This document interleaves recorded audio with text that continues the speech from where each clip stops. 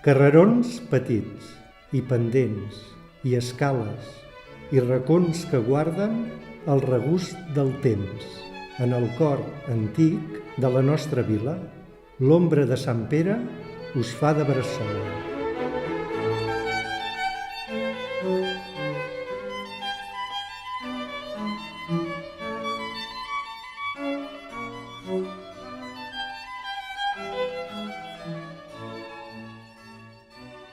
I us bat el sol, i les parets blanques semblen un mirall perquè s'hi contemplin les flors de l'eixida, que prenen la mida de tanta claror. Cor vell del Masnou, que encara conserves carrerons petits, i pendents, i escales, i racons que guarden el regust del temps. No et deixis robar l'encís d'aquests barris. Si algú te'l robés, als altres carrers la mort els vindria. La luz de Masnou era entonces tan radiante que dolían los ojos al mirarla. Ahora ya todo está como apagado. Mis ojos, las ganas de mirar, la misma luz. La vida entera se ha ido apagando como se apagan las personas y los días y las velas de las iglesias y de los cementerios. Diu que hi volen fer passar un carril per aquí davant, deia la meva mare sovint quan en sentia rumors, espantada i descreguda al mateix temps. Ves quina bestiesa, batua tot. Un carril de ferro amb màquina i vagons, com el de Cuba, que vaig veure al periòdic. Ves que si les persones i les mercaderies van amunt i avall de Mataró a Barcelona amb carril, digues llavors qui anirà amb carro? I qui farà parada i font de casa nostra, I què farem llavors nosaltres? Ros y Rosés se dirigían a la Calandria para reunirse con los jugadores de dominó que, con un saludo ininteligible, les hacían sitio.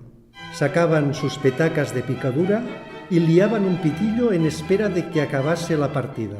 Colocaban los montones de monedas según su valor e iniciaban un ritual de fraternidad y solidaridad que no terminaba hasta bien entrada la noche.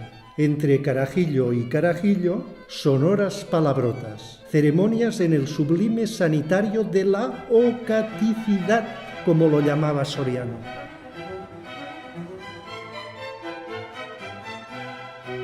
Llegaron los bomberos y rompieron la puerta a hachazos, pese a las protestas de muchos, porque puertas como las de la calle Peragrau quedan pocas en un pueblo destruido por la codicia constructora de empresarios y autoridades municipales, que lo más lógico hubiese sido entrar por la ventana, pero se dieron cuenta de que la ventana estaba también cerrada. Les fue más fácil abrir la segunda puerta, la del vestíbulo. Registraron la casa. No solo no había nadie, sino que la puerta que da al patio, la que da a la calle San Felipe y todas las ventanas de la casa estaban cerradas. Ni rastro de la mujer.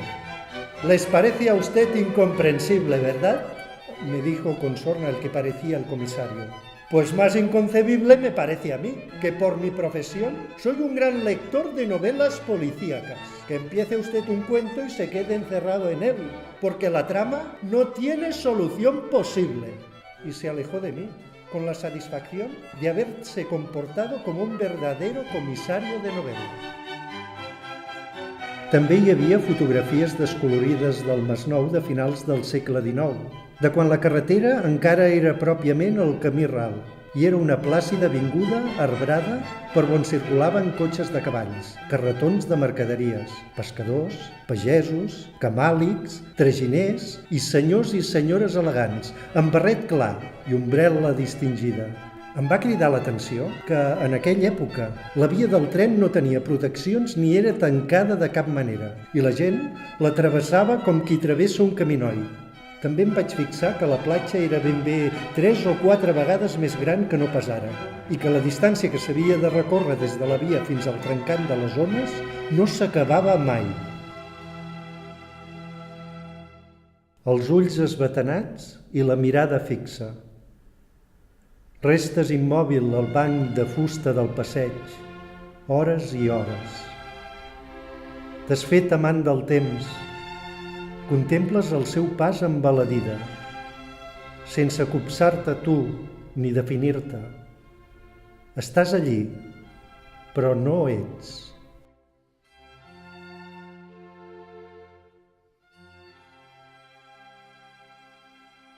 El puerto deportivo de Masnou es uno de los más antiguos del litoral cercano a Barcelona. Nuestras aguas están acostumbradas desde siempre a mecer todo tipo de barcos. Donde hoy hay cruceros y lanchas rápidas, antaño hubo goletas. Pero mástiles y velas forman parte de nuestro perfil, aunque ahora una carretera nacional y una vía férrea se empeñen en separarnos de nuestro viejo amigo, el mar.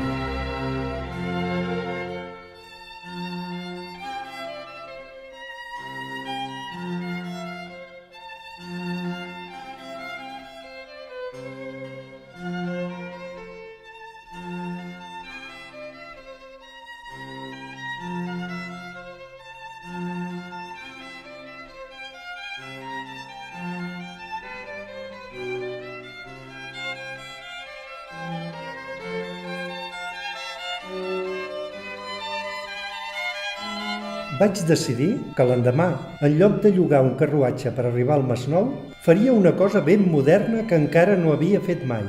Agafaria el tren. Dit i fet, l'endemà al matí, un mosso de la pensió em va acompanyar amb els meus 2 baguls entaforats en un carro de camàlic fins l'estació. Em vaig comprar un bitllet de primera classe d'anada fins al Masnou. Fins a Mataró, 40 minuts. No, fins a Mataró no, fins al Masnou. Fins al Masnou, menys. La gent del tren sempre tan especial. Des de l'aigua contemplo la línia de les hores que visc, cap recança de l'ignot, de l'etern, del desig. Només tinc tamarius que, impossibles, difuminen capritxos de verd entre formes sorrenques de la platja i la tanca que imita el balam reposant en el blanc de les barques i, al damunt, aquest cel que m'explica la raó de ser blau malgrat la mort i el dolor escampat per la història, de ser blau amb bandera d'amor. Alguns traginers venien de Barcelona, del camí ral, un cop a la setmana, carregats de sacs de sucre, de cafè i bales de cotó, matèries dels vaixells que acabaven d'arribar de les Amèriques i que s'havien de dur als mercats de Mataró o d'Arenys a vendre per a vestir viles i filatures. Després, amb els carros buits, feien el viatge terra endins camí d'Argentona amunt, fins a Dosrius, a buscar troncs de pins amb escorça i tot, i fusta de les serradores, que no sé com aquells carros podien carregar tant de pes.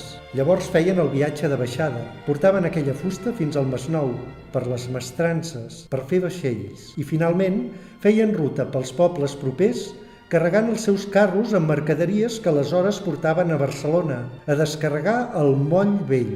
I aquelles mercaderies, precisament, omplirien les bodegues dels vaixells que farien de nou la ruta a les Amèriques.